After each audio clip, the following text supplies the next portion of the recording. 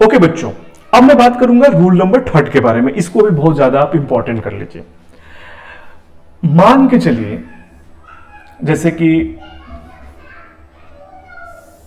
जैसे बच्चों अगर मैं बात करूं, जैसे किसी एक सेंटेंस का सब्जेक्ट आई है तो रिफ्लेक्सिव प्रोनाउन माई सेल्फ लगाते हैं, यू है तो योर सेल्फ लगाते हैं, ही है तो हिम सेल्फ लगाते हैं। मान के चलिए कि अगर आपके किसी सेंटेंस का सब्जेक्ट, याद रखो बच्चों यहां पे, अगर किसी सेंटेंस का सब्जेक्ट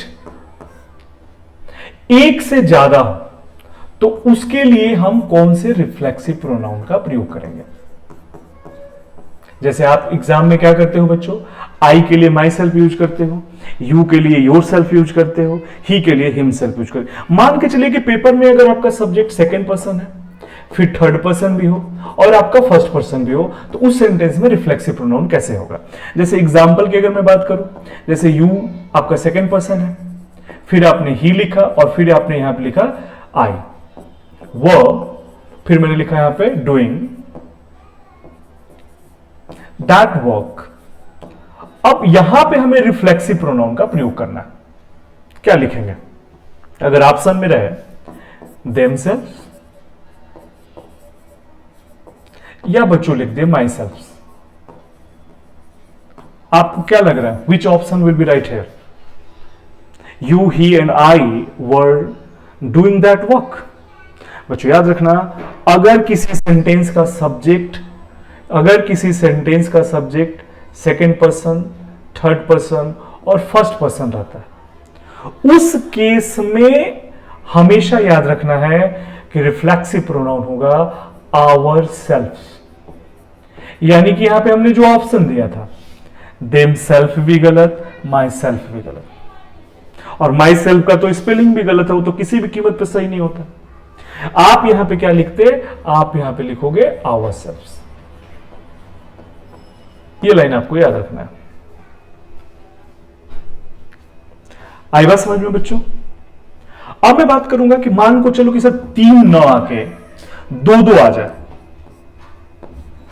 मान लीजिए कि बच्चों एक आपका सेकेंड पर्सन रहे और एक आपका रहे थर्ड पर्सन, तब हम कौन से रिफ्लेक्सिव प्रोनाउन का यूज करेंगे?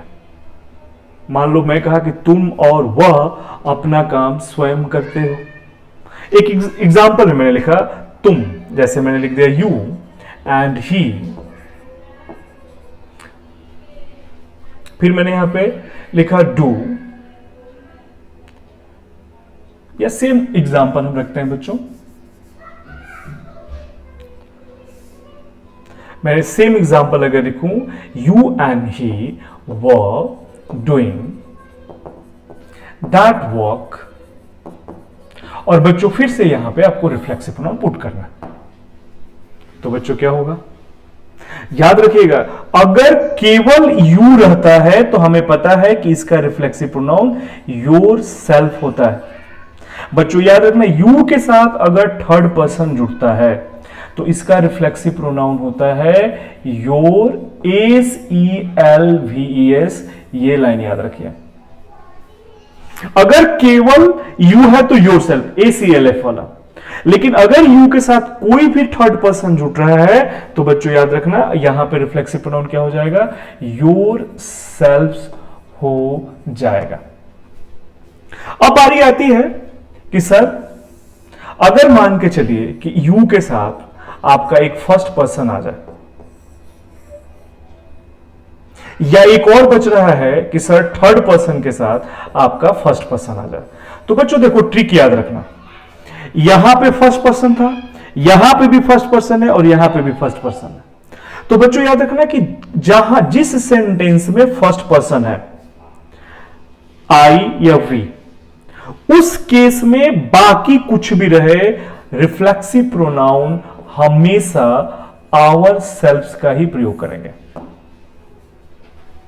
अगर मुझे इसका एग्जाम्पल बताना हो, जैसे मैंने कहा कि you and I did that job, यहां पे रिफ्लेक्सिव प्रोनाउन क्या होगा बच्चों इसका, आवर सेल्फ। मुझे बोलना हो ही and I did that job, यहां पे भी क्या होगा, आवरसेल्व्स। क्या आप सभी बच्चों को ये पॉइंट समझ में आ गया? काफी अच्छा चीज मैंने आप लोगों को समझाया आज। हमने रिफ्लेक्सिव प्रोनाउन का ऑलमोस्ट सारे कंसेप्ट समझ गए।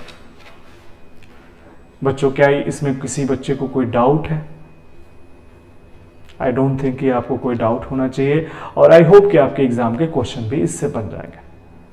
ठीक है बच्चों, तो आज के लिए हम लोग आज के क्लास में, आज के इस वर्चुअल क्लास में हम एक टॉपिक आपको समझाएं।